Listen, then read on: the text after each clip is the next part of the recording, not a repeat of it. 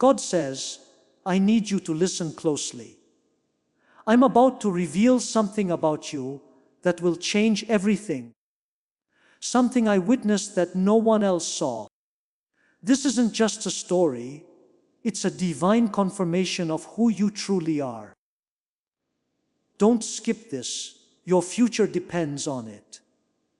I need to talk to you about something that happened that night, when no one was around, something you did, not at a big event, not in front of everyone. When you didn't have a lot of extra money, but when you were just plain busy carrying your own weight. Before you moved, the need was someone else's, and the weight was real. Your mind didn't have time to figure it out. Thoughts couldn't say anything until your hands did. When the need came up, you didn't act out of extra strategy or the knowledge that someone was watching. I want you to fully understand something about that moment that you haven't fully grasped yet. I saw everything about it. Not from far away, but from inside. I can tell what's moving inside someone before it moves on the outside. What I see is the source before what I see. And what I saw at that moment caused a reaction in the heavenly realm that I want to tell you about today. Because you've been thinking of what you did as something small, not worth remembering, and something that most people didn't even notice. However, the account in the unseen tells a very different story. It's been a while since you thought about what a moment you ignored could have set off in your life. You have been living with a view of yourself that doesn't include what the spiritual world confirmed about you when you moved. Today I'm telling you this because you need to know. Not so you can be happy with what you did.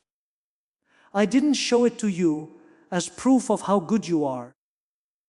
I showed it to me because it shows something about the design I put in you that you haven't fully lived out yet. Also, you can't live with something you don't know you have on you. Do not hold back any longer as you listen to this. Let it sink deep into your being where truth lives. Before we talk about what I saw and how the spiritual realm reacted to it, there is something I want to say when it finally comes. I want to say this because too many people get a word like this, and the first thing that goes through their mind is to rule themselves out. The mind starts looking for proof right away that this can't be for them. It makes a list of all the times they didn't meet their own standards. When kindness wasn't present, logic won. The times the need came up, and the retreat that followed. And that list is the more accurate one. The more likely story about who they really are, my child. Everything I have covered across this channel is now in one place. The prayers, the teachings, the daily blessings, it is all inside the Daily Miracle Manual. Link in the description. Please know that every seed you plant in this mission grows into a torch that shines in someone else's darkness. Whether by buying a coffee, making a donation, or becoming a member of our community, does not go to a channel. Your actions are supporting a divine mission to save lost souls. But more than your support, we want your presence. When you head to our community through the link in the description or the pinned comment, you aren't just visiting a site, you are entering a community of like-minded believers. This is a sanctuary where you can post your prayer requests, lift up the burdens of others, and engage in daily discussions with a family that speaks the language of faith. Whether you are joining one of our membership tiers for deeper study, sowing a seed of faith, or simply joining our daily morning prayers, you are helping us build a global altar of worship. Heaven moves through willing voices, but it grows through a community that stands together. Each gift you give acts as living water for those in our community seeking healing and hope. Give, and it will be given to you, is the promise that sustains our shared mission. I invite you now to step out of the shadows and into this circle of prayer.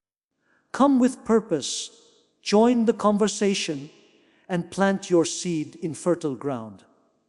Let's open the heavens together. Release your seed today, join our community, and see what God brings back into your life. I'm not talking about the times when the filter was on. It didn't happen all the time, and the times it did happen don't cancel out the times it didn't happen. The best proof of what I created in you is when your nature moved before your strategy could speak. Those are the times when you can see what is real about yourself without the world's layers getting in the way. And what showed up at that moment was something I put inside you before any of the layers started. It was there before the cuts, before the bad things happened, before the seasons that taught you to be more careful with what you have. It was in you before those things happened, and it still is. That's what the moment showed. Not an ideal person. Someone whose deepest nature chooses kindness when they let it happen before their mind can get in the way. In the comments, type, "I didn't plan it." Let me talk to you about two different types of kindness. Understand that these types of kindness are not the same. One is learned, and the other is given. The first kind goes through your mind. It thinks about what to do when it sees a need. It figures out how much it costs. It takes the time into account.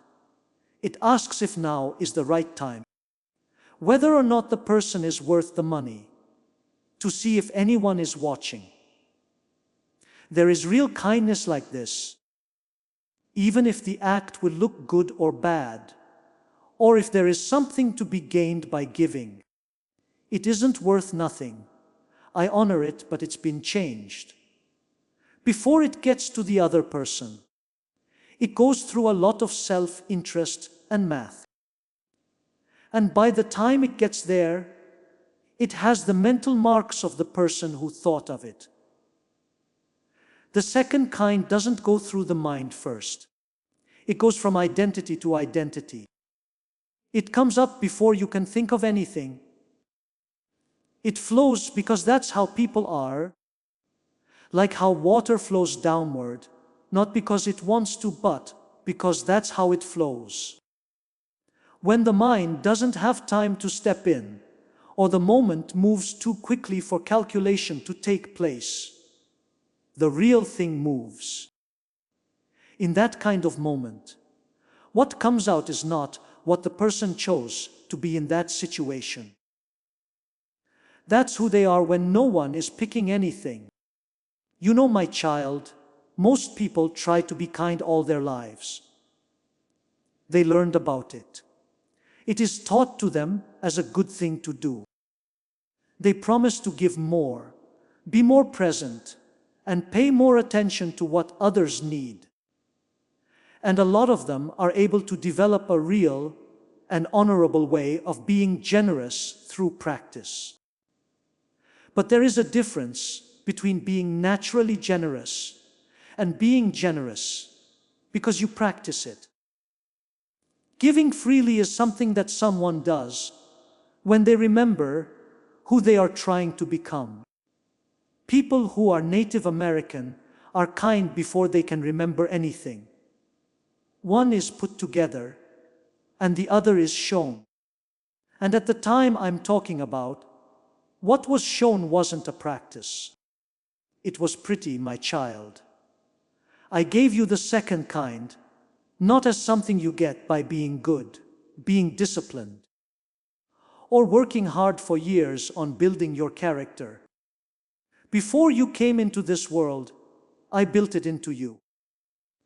When you take off all the layers that life and survival have added to the outside of who you are, your first instinct is to be kind. Your open self responds to need with help.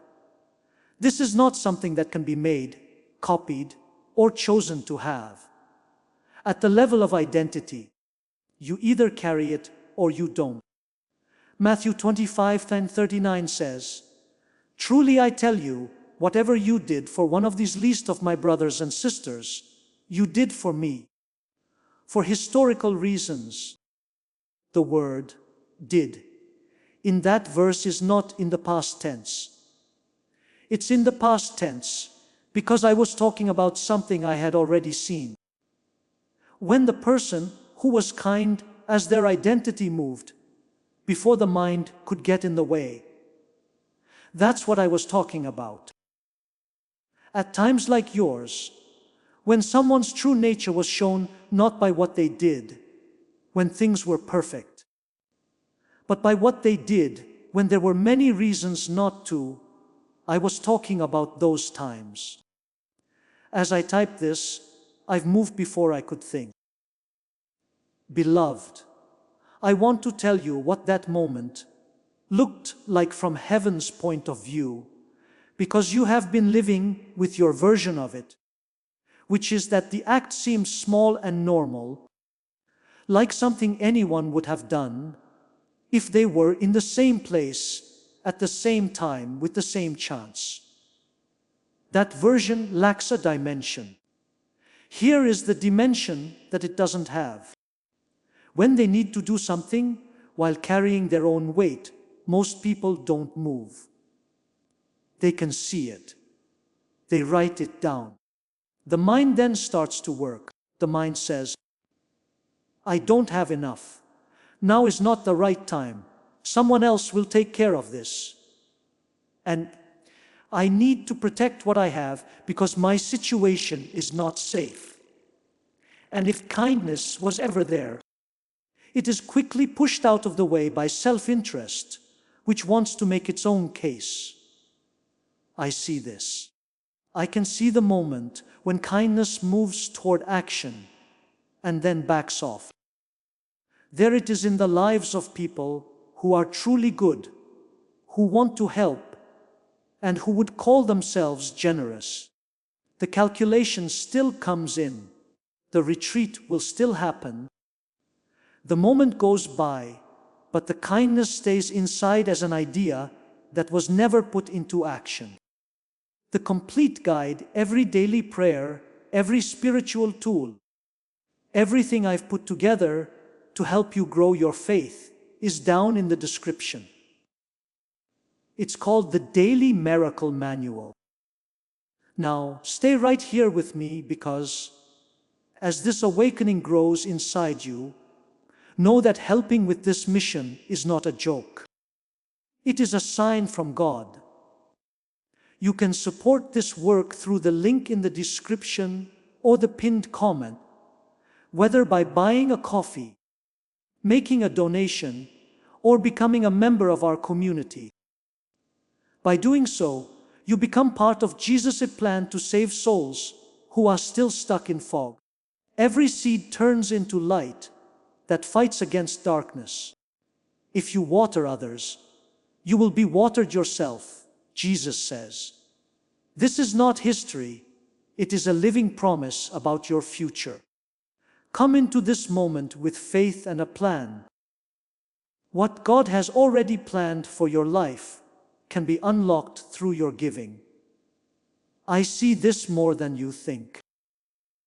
Something in the heavenly realm responded, when I saw what you did, when the time came, and you didn't run away, when you moved without thinking, without calculating, without checking to see who was watching, or what you would gain. Not with quiet approval, but with a statement. With the need for something to be done quickly. It was so rare that what I saw in you was announced in the spiritual realm with a force that hadn't been seen in that way in a generation. I want you to fully understand why. Plant a seed right now for the person who did something without thinking and then wondered for years if it made a difference. For the person whose unplanned kindness made changes they were never told about. Click on the link below or scan the QR code on your screen. If you plant a seed, it means that what you said in secret is being kept in public. I'm still honest in the comments, my child. There were 3 witnesses, and I want to talk about them. And what they saw made them sure of different things about what you carry. The first was the realm of heaven itself. I have made beings with incredibly high levels of intelligence and power whose job it is to witness, record, and carry out tasks across the spiritual order. They have been there when events changed the course of history. In a mountain scene, a father put his knife to what he loved most, and his hand stopped moving. This was the height of obedience. They saw the law come down, not as an idea, but as a promise. A mountain shook, and people begged not to hear the voice again, because it was too loud for human ears to handle. That's when they saw the veil tear, the separation end, and access return at the deepest level possible. They have seen things that a human eye could not hold without getting damaged. And they understand how people act in the same way that someone who has seen something 10,000 times understands it. They understand what a person does when they need help while carrying their own weight. They know how to do the math. They know where to go. They have seen what kindness looks like when it's thought about instead of just done. They saw what you did when the time was right, and you moved before the mind could speak. But the pattern they were expecting did not show up. Instead, something that didn't match the record showed up, and things that don't match the record stop moving. It needs an answer. It can't just be filed away and forgotten about. There was a count of what was done, and there was one. The force of it was like something that hadn't been seen in that form in longer than the people around you have lived. The heavenly realm did not look at your moment without bias. It answered with the urgency of a statement that made sense on a spiritual level. My child, I want to say something more about what the witnesses in heaven saw, because it wasn't just how unusual what you did was that stopped them. This is what you did at that time.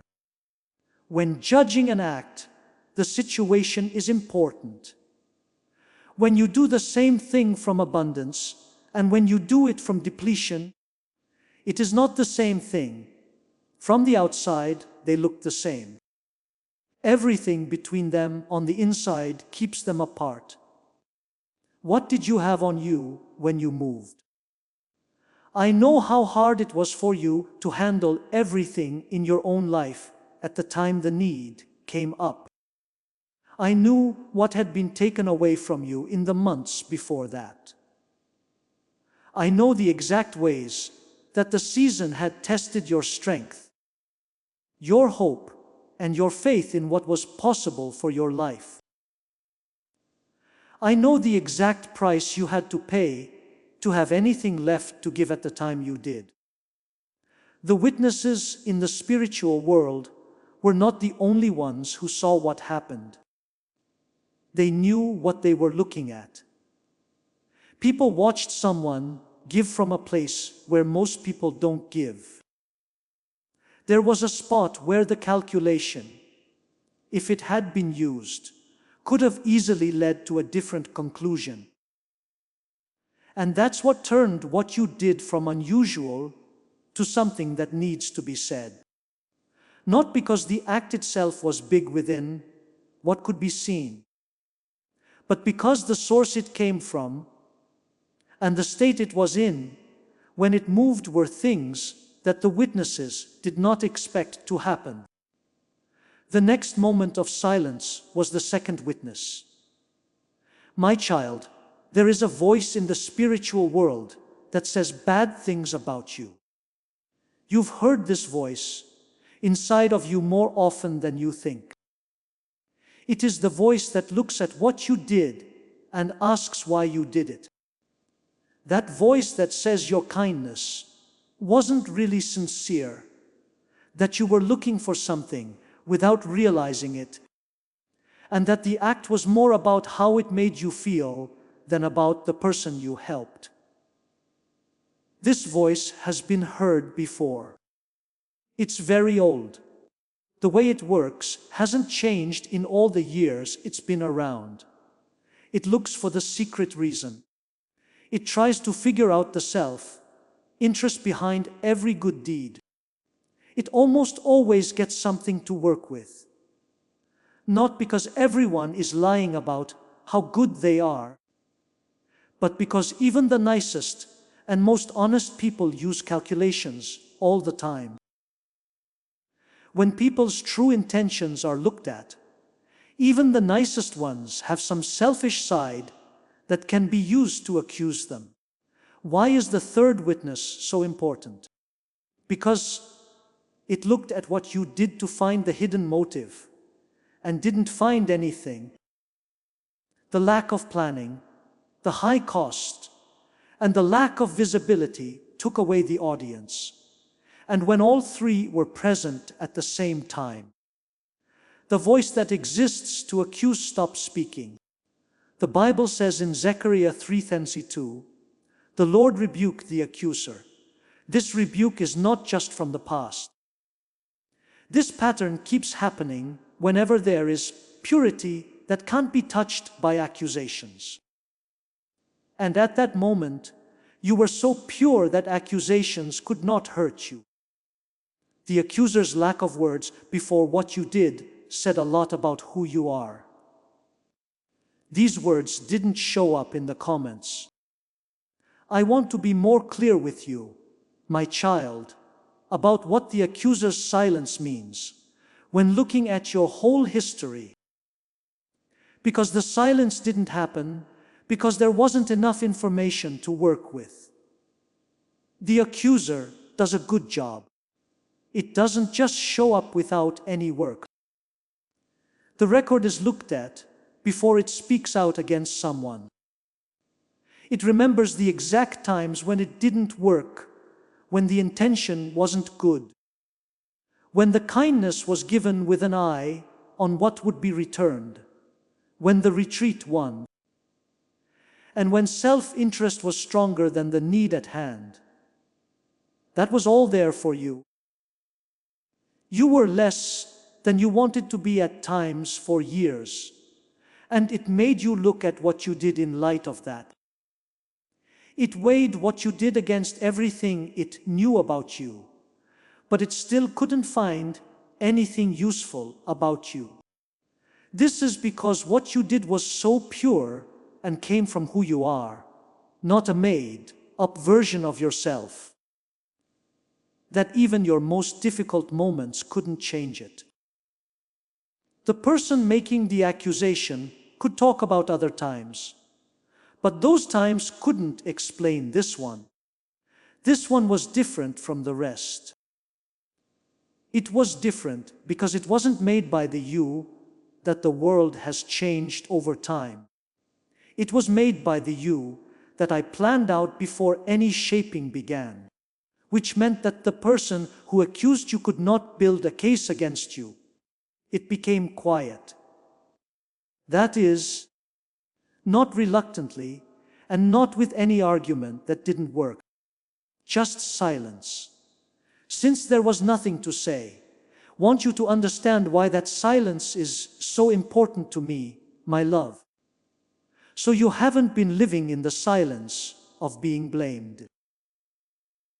You've been living with the noise. That voice that tells you your good isn't real. It's not a test of what you would do with the weight of the things that were done to you. It's the voice that tells you those things. The voice that tells you over and over again what you did wrong and didn't do. And the times you didn't meet your own standards as proof of the conclusion it already chose to come to. During times when you were most tired, that voice was loud. It spoke into the places where you wondered if you were stupid for the choices you made, when you saw people around you who had made different choices and were living better lives. It has been said that the long seasons of endurance were more like punishment than training. But, beloved, the voice didn't have any power. It had weight. A lot of people don't mean they are authoritative. And right then, when your unplanned kindness moved in the spiritual realm, the loud voice looked for nothing and was told to quiet down. In the spirit world, that rebuke is the most accurate thing that has been said about you. It said things about you that you are not true. You were never that. And the accuser's lack of words is proof. I said no to type I in the comments. Plant a seed for the person who heard the accusation for so long that they began to believe it. Who needs to know that? The accuser looked for something but couldn't find it, so they were shut up. Read the text below the link or scan the QR code that's shown on your screen. Plant it for them with faith. Now, my child, I want to talk about the 3 clear signs of what you did that got this response. Because being able to read the marks helps you understand what I asked of you. For starters, it was clear that it came from nowhere. There was no argument inside you before you moved. There was no time to think about how much the act would cost or what it would bring about. When the need came up, you were already moving. Being this spontaneous isn't something you can get better at by practicing. It's what you are when the filters are taken away. When things happen too quickly for strategy to take hold, the real nature of the situation shows itself. You naturally move toward what you need. Because that's how I made you before any of the things that happened in your life had a chance to change you. What you have is more uncommon than intelligence, skill, and any skill that can be learned. At the level of identity, you either have this or you don't. You have it. It cost you something, which is the second mark. You didn't give because you had a lot. You gave while carrying a lot. When you were short, you helped. Kindness didn't come from a place where being generous was easy, because there was plenty to go around.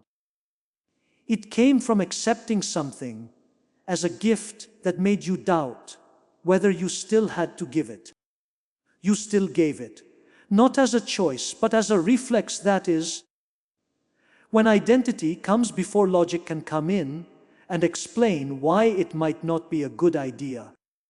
He who lends to the poor lends to the Lord, and the Lord will repay him for his deed, says Proverbs 19:17. The repayment is not a figure of speech. It is built up. The way it works in the architecture of what comes next makes it look like a coincidence to people who don't know what was turned on. Third, it wasn't seen by anyone. There was no audience, and no one was watching in a way that would have made the act feel like it mattered to the people whose opinions shape how you see your own worth. You helped, then went back to your own life without anyone seeing, and being invisible didn't change what you did. It made it completely clean. When someone who can't be seen is looking, the motive can only be what it is, not what you wanted it to look like, or how you hoped someone would see what it was, and why it was needed. There was no audience because it was already over. Type. I wasn't the only one who commented. My child. I want to talk about the third mark, the invisibility, for a moment longer, because there is something that happens to a person over time, after they have given in front of witnesses and been recognized for it. They start to connect the value of the giving with the recognition it brings, even if they didn't mean to. As time goes on, giving and being seen, giving become linked, and giving without being noticed starts to feel less important. It seems real, but not quite. Like it happened, but in a way that doesn't fully record it as meaningful the way the version that was seen by witnesses does. This is one of the sneakiest ways that real generosity can be hacked. Not dramatic and not clear. It was just a slow shift toward wanting the audience to confirm that what was said was true. Most people don't even know when they've started to drift. Even though they keep giving, the silent giving slowly decreases. Witnessed giving keeps going. And the ratio changes over time in a way that not many people look at. There was no one watching what you did, but the giving still happened at the same level and from the same place. It wasn't weaker because no one was there. When someone gives without needing to be real, that consistency is one of the rarest traits someone can have. And it was there in the fullest form of what you did. Now, my child, I want to talk about what those three marks did together. But what happened was more than just a spiritual statement. It was also the start of a change. The Relmai rule is always responsive to things that are pure, rare, expensive, and hard to see. In the visible dimension, the response doesn't always happen right away, but it does move. Doors that weren't moving before start to move. Random events that couldn't have happened in your life somehow manage to happen with a precision that can't be explained by chance alone. If you want the full guide with every prayer and lesson I've compiled for this community, check the description for the Daily Miracle Manual. You are about to enter your divine future. But remember, this breakthrough is not for you alone. Your testimony is the bridge someone else will use to reach their own miracle. Archangel Michael is inviting you to visit community through the link in the description or the pinned comment. Whether by buying a coffee, making a donation, or becoming a member of our community, does not go to a channel. Your actions are supporting a divine mission to save lost souls. By joining our like-minded community, you are no longer praying in isolation. You are adding your voice to a global sanctuary where we discuss the word daily and stand in the gap for one another. This is not poetry when Jesus says, "Give, and heaven will open over you." On this platform, every seed you plant turns into oil for your destiny, fire for your calling, and a hedge of safety for your family. Now is your time. Step into our community prayer wall share your heart, and as you give, watch God multiply what you let go of. Let's finish this journey together. Visit our community now, join the family, and see your heavens open. The things that were meant to break you start breaking something that is harder than they thought it would be.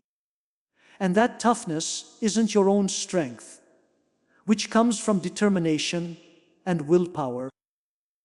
It was the presence that got me going when I saw what the 3 marks showed me in you. Protection that comes before you ask for it. Help that shows up before you can fully explain what you need. And timing that works out in your favor when it should have been against you. These things are known to you. You haven't always known what to call them. You do now. This is my child. I want to talk about what it means for you that these things were turned on.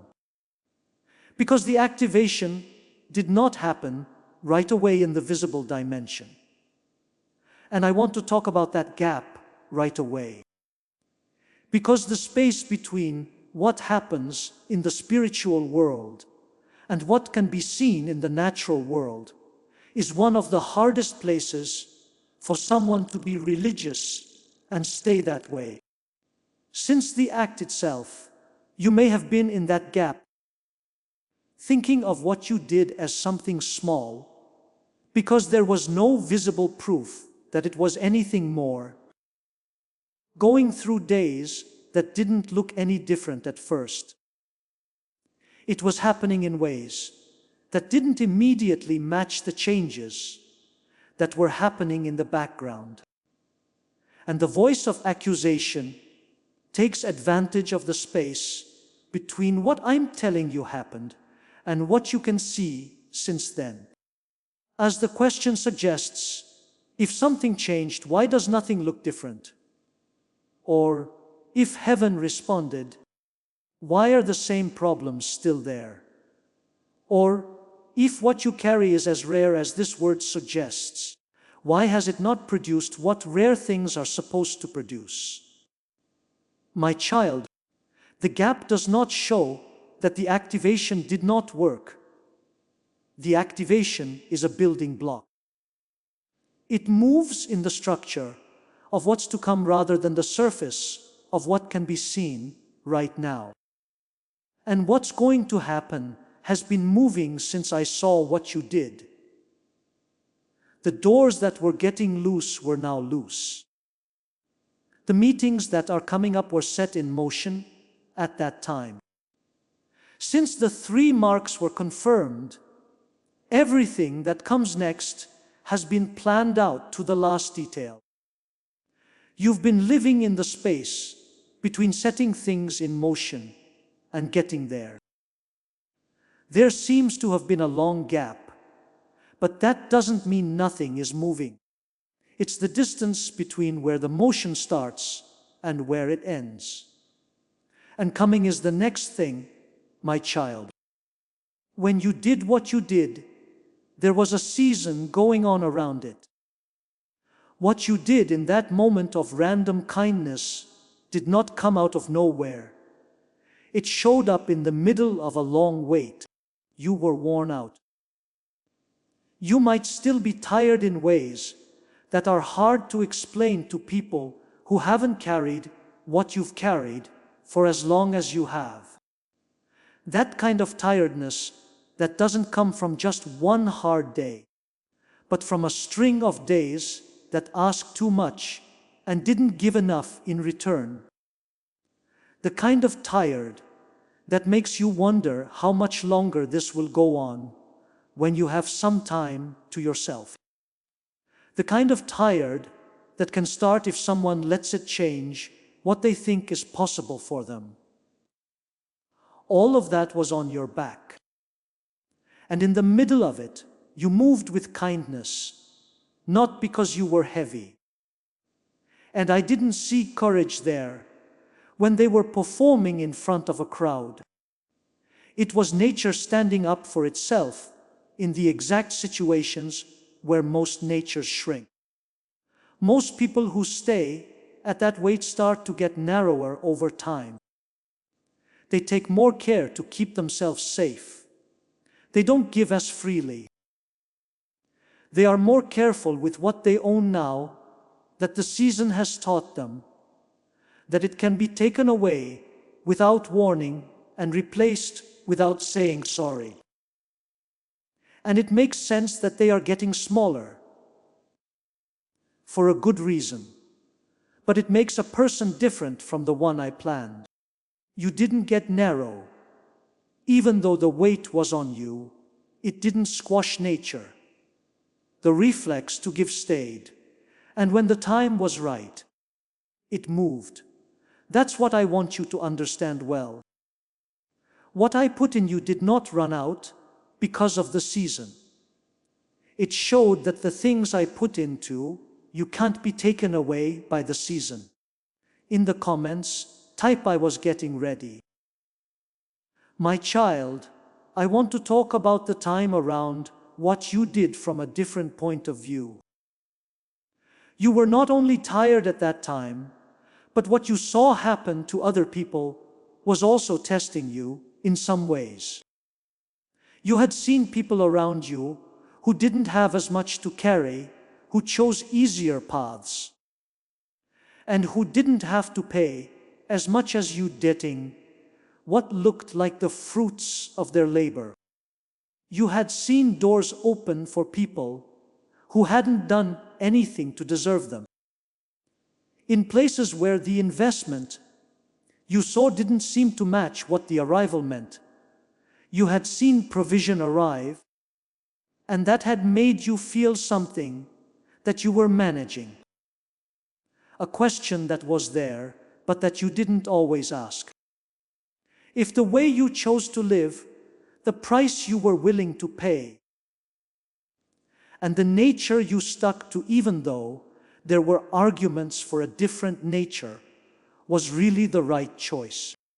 Whether everything I said about how life works was true in the way you thought it was. That question was real.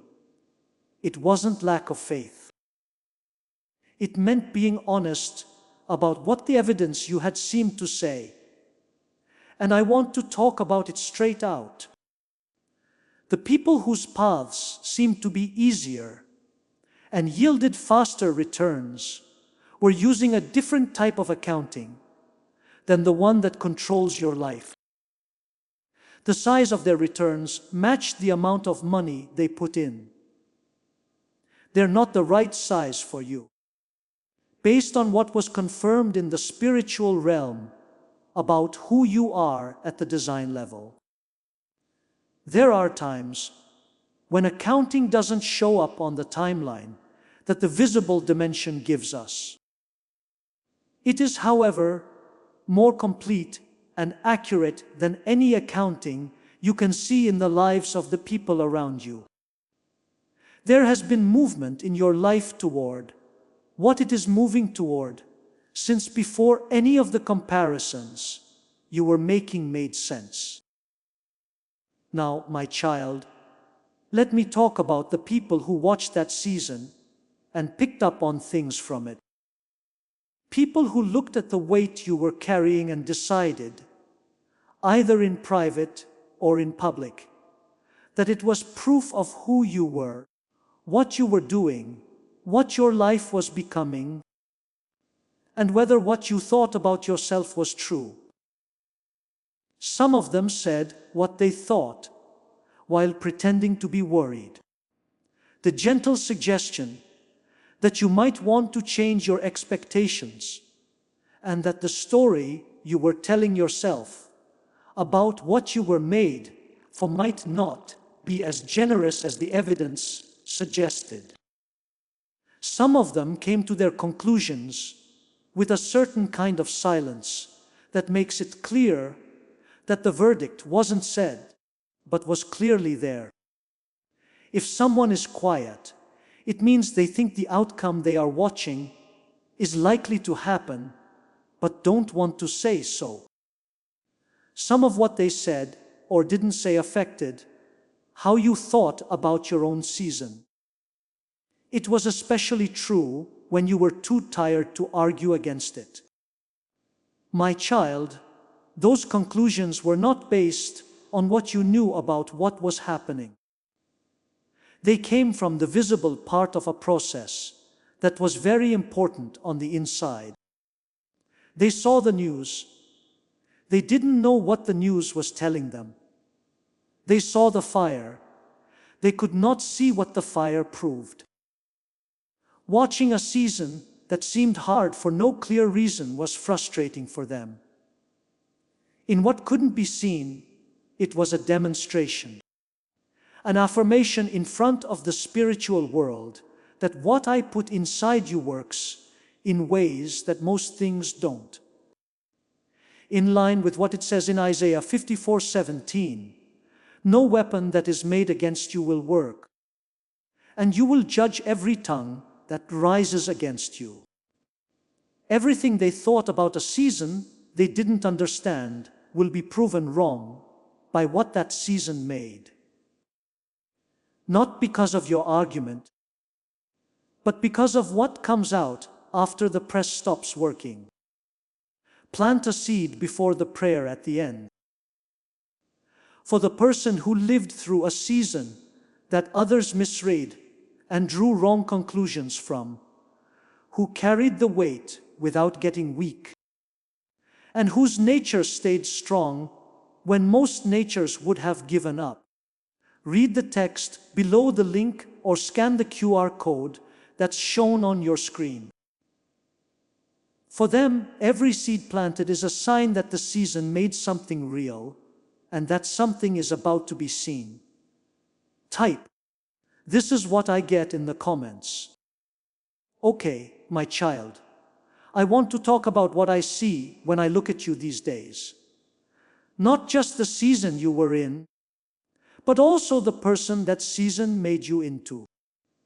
People go through one of two changes when they gain or lose weight over time. Either they make the person less whole by slowly lowering what they think is possible, what they think they deserve, and what they let themselves want, expect, and reach for, or they make the person more whole. They press down on the roots that were already there to make something that can't be moved by the weather on the surface. I'm going to tell you which one your season made. It made you stronger. You still want the same things you wanted at the start of the season. Not in the weak and worried way of someone who holds on tight to what they want, because losing it would make what they fear come true. As someone who has been sure of what they believe for a long time and knows that it was real before the season started and will be real after the season ends. That stability wasn't brought about by the season being easy. It was something that the season brought about by being what it was. The kind of steady weight that tests everything about a person's foundation, and your base stayed put. Your nature, the identity that moves before numbers can speak, is what you brought into the season and what you are taking out of it. At the deepest level, nothing changed, but at each level, it got deeper. That's not a little thing. The spiritual world saw that when it looked at you at that moment and thought it was important enough to say something about. My child, I want to talk about something that was in the original script and was called refusing to become what hurt you. This is another thing that I see in you that ties in with what I've been saying. You have been hurt, but not in the broad, general way that all people feel disappointment and trouble. You have been hurt in a way that makes most people react in a certain way. This is the answer. They are more careful with the thing that hurt them. They shrink around it. They decide, often without realizing it, that the best way to keep from getting hurt again is to soften the parts of themselves that let the hurt happen. This means being less trusting, open, and generous with the part of themselves that the wound went through. This contraction makes sense, too. It's a natural way to protect yourself, but over time it makes you less of who you are. There is a version that is safer in some ways and smaller in the most important way, smaller than what it was meant to be. There are things that should have made you contract that have hurt you. The situation was good enough. There was real pain. Any sensible person would have learned from the pattern that it seemed to teach, which was that the nature I gave you makes you vulnerable in ways you can't afford, and would have taken action on it. You didn't turn into what hurt you, though. You stayed the person I made you to be, and that choice, which isn't always clear or dramatic, sometimes it's just the quiet refusal to close what the wound wanted you to close, is a way of being true to the person I made you to be. I saw that faithfulness every time it held, every time you were close to becoming what hurt you, but didn't go over the edge. All of it is written down in the spiritual world. Not just the act of kindness that wasn't planned, but the whole story of a person who kept choosing to be who they were meant to be, even when every season made them want to change. Let me end by telling you what I need you to carry the most. You moved before you thought. When logic might have led to a different choice, something deeper was already moving. That movement, that identity-level response to need in the middle of your own weight and weariness, was seen at a level of attention that the word ordinary can't describe. Not many people do what you did. The normalcy was how it looked. The truth was so pure that accusations could not touch it. That the witnesses in the spiritual world knew was rare, and that heaven could not pass without it being said. The end of a hard season doesn't make you feel tired and empty like the end of a hard season does. You're getting close to a threshold. The type that lives on the other side of the press, that confirms. That kind of opening that comes up for someone who has been shown by the spiritual world how to carry what you carry at the level you carry it. And when you go through it, you won't know how lucky you were to make it through. You will go through it as someone who did something when no one was looking that made them feel good. Even though it cost them a lot, without a crowd or applause, in the middle of a season that hit hard on everything. That person goes through. That's you. In Romans 8:28, it says that all things work together for the good of those who love God and are called according to His plan. The wait did its job. It was a good season. The invisible act did its job. Everything has been going in the same direction. The direction I told you before you got there. Do not leave it. You are responsible for what follows. Dad, we're here to talk to you about all of your chosen children who moved before they thought, who dealt with need from the core of their being, before strategy could come along and make them wonder if it was a good idea, who has been heavy for a long time because the people around them didn't understand or got the wrong idea from it. Today we receive the truth about what was seen in the spiritual realm when purity moved without planning with no audience, and with no strategic goal. We share the conclusions that people who were on the outside of a process they couldn't read came to. We let go of the accuser's noise. They looked for us, but couldn't find anything. And their silence is the most accurate thing they've said about us in the real world. We stand here today, knowing that what you put into us has been shown to work in the right conditions, that show what is real. That the nature held, that the purity was proven, and that the threshold is ahead, not behind. Keep us moving toward it the same way we always have, without acting, calculating, or waiting for the audience. Just be what you made us to be in the name of the One who sees everything that is done without witnesses and calls it by its true name. Yes, my child. Send this to the one person you know who has been quietly giving from a place that hasn't been full and hasn't been told that heaven watches what moves from identity rather than strategy. If this word spoke to you, it means that what you did was seen. Tell them that people saw what they did, that they didn't find anything, that the goal line is up ahead. Loved ones, God bless you. Before we get to the end of this powerful story, let's reflect on this deep truth. You did not find this message by accident. This is a divine appointment meant specifically for you.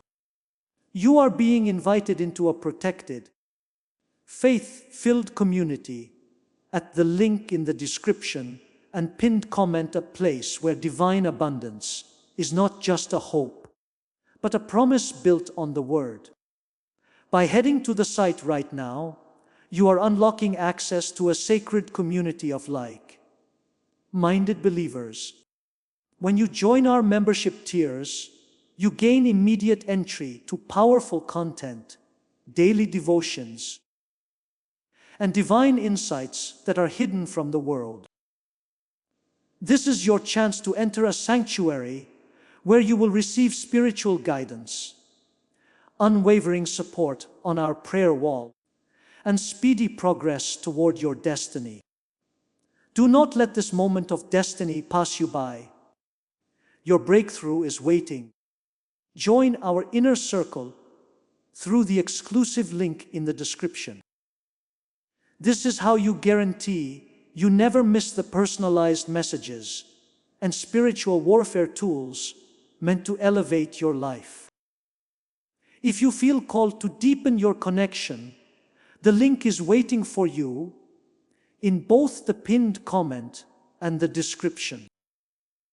For those who want to amplify this work and carry the light home, you can find our guided e-books and Bibles in the pinned comment.